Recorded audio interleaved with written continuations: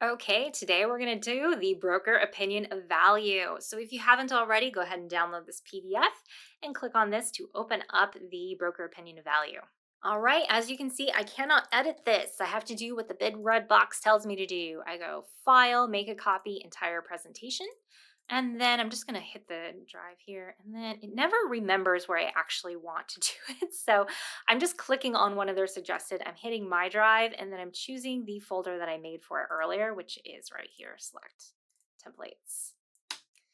All right, so I'm making a copy. All right, so this one I can edit, so I'm going to go ahead and remove that big red box. And so you can see here, I have it set up for the broker opinion of value. So let me move this over so you can see the whole thing. So the building name, you do not have to use the building name if it doesn't have one. Feel free to use, 1234 address street instead. And then from here, you can just do like the city and state. So if you don't have the building name or whatever, you can just do that instead. Opinion of value, you're going to add your logo in here. So I'm just going to go ahead and delete this. And I'm going to go ahead and insert image, upload from computer, add in my logo right here. And at the very end, I will go over again how to change out the color scheme. But at this point, you've probably watched many videos, so I'm going to do it at the end. All right, so we're going to go to the table of contents. You will see here that there are page numbers. These automatically update as you add and delete pages. So if you do want the page numbers, just leave those alone.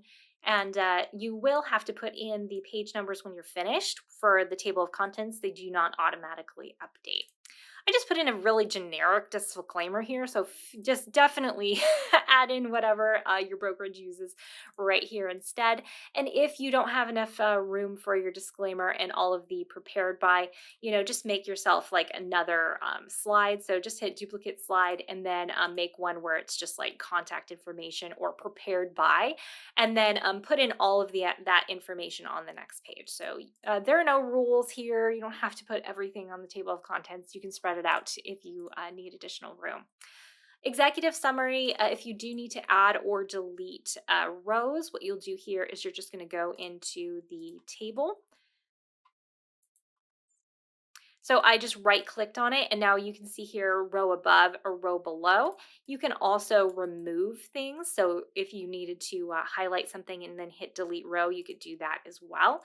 And here I just have the opinion value super small here, so you can just kind of change it out. And then, the high, probable, and then low here as well. Here you can either keep these, or you could even just copy and paste this like into here for if you don't have like any pictures of the property. Property overview, you can change this if you want to. I like having the strengths, weaknesses, opportunities, and threats, especially if somebody is going to argue with me about how much their building is worth.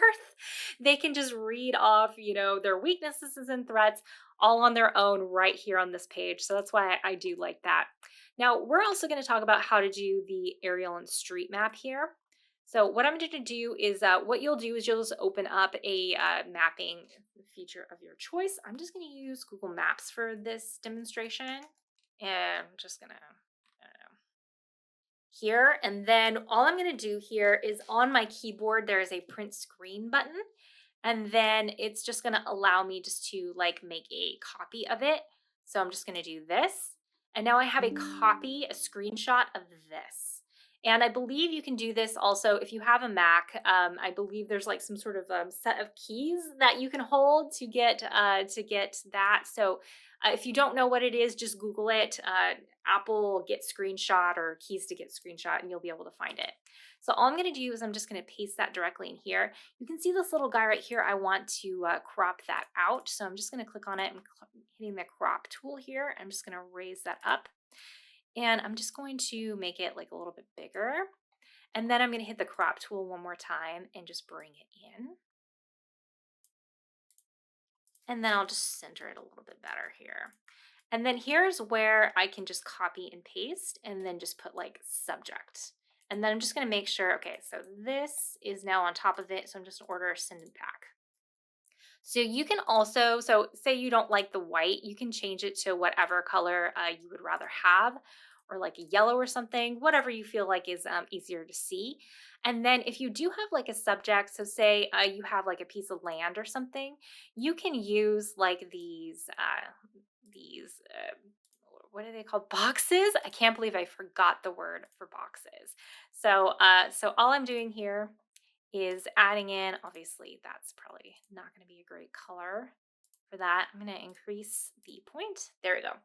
So you can use these boxes, or if you have like a shape that's very hard to do. So also if you have like a weird shape, not a line, if you have like a weird shape that you really have to draw in, so say your parcel like looks something like this. So I'm just holding the shift key while I'm kind of just like adding it in here, and then I'm just not going to hold the shift key the last part, and I'm just going to hit transparent on the fill, and then this I'm going to hit the little line, and if you can't see the line, go ahead and just make it larger. So when I was it's this little guy right here, border weight, that will make it larger. And then that's how you can kind of make these little polygons around your property here. So, and then you can do this for like a street map. You can, if you wanted to, you could, duplicate slide. You could make a screenshot with the satellite instead. So I'm just going to hit print screen again, and then I'm just going to get the same kind of thing. And then I'm just going to delete it and send to back. And then you can, manipulate this around a little bit so that it actually is on top of the property that you wanted. All right. So now you know how to do the street and the aerial map. For the market overview, I tried to make it as easy as possible so that whatever you're using to get that kind of information, you can just easily put it in here. So like absorption rate, you can put 10%, and then if it's up, you just leave that here. If you do need to rotate it, all you're going to do is you're just going to take this little guy right here, and then you're just gonna point it down. And then the same here, you can just click on it and then just drag. You can move this around to make it go different directions. This I have for like if you needed to like delete this and then copy and paste this as like no change. And then, you can just go ahead and fill in all this information. And then if you did want to talk a little bit more about the absorption rate, you can do it here. You can feel free to change it to average rent. So if that was a more interesting number, you could go ahead and do that if I could spell properly. And then you could just change out this content a little bit on the side. So this is a super easy market overview. I think it looks pretty nice too, and it's something where you can like make a duplicate copy and like copy and paste like bar graphs or anything like that. So if you have additional information, you can make an additional page if you need to. Comparable sales, if you have more than one, feel free, of course, to like duplicate the slide and make as many as you needed to. And then all you'll do in like the other one is, of course, just change out the numbers for 4 and 5. Same thing with the tables on these. You can add and delete as you need to. And then with these locations, it's going to be the same sort of thing where you go to the map. And then what you'll do is you'll put like your subject in. So like this was my subject. Oh, let me order this to the back. So that was my subject. And then now, this is the comparable, and this is the other comparable, and this is the comparable. So you can sit here and do all this, and then feel free also to change out the colors on these. And so these circles also can be changed. And same with comparable leases. You can delete these if you don't need comparable leases. And then to do your pro forma and stuff like that, what you're going to do is you're going to open up like your Excel spreadsheet. I can't use any of my client ones, unfortunately, because they are all confidential. But what you'll do is you'll open it up into in an Excel or whatever it is. You'll do the same thing where you're just hitting the screenshot, and then you're just taking a screenshot of the thing, and then you're just pasting it directly in here so that you have the screenshot of the form.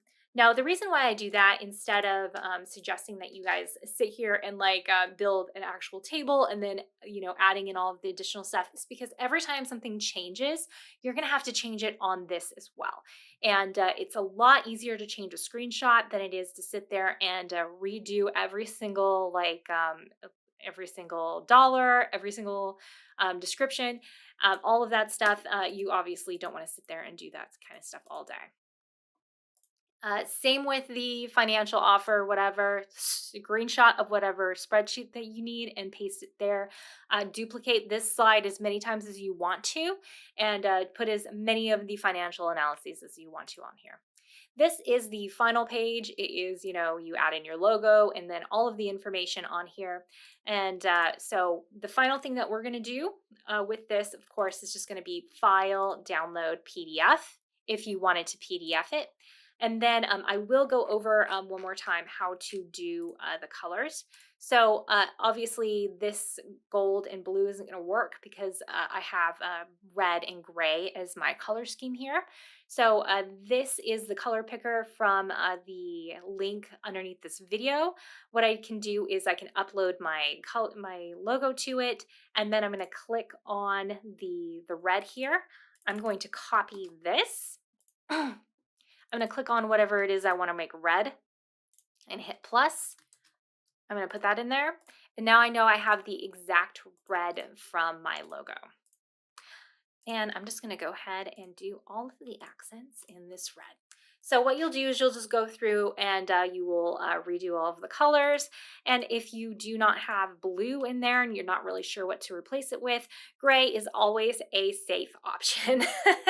That's it for this video. I will see you in the next one.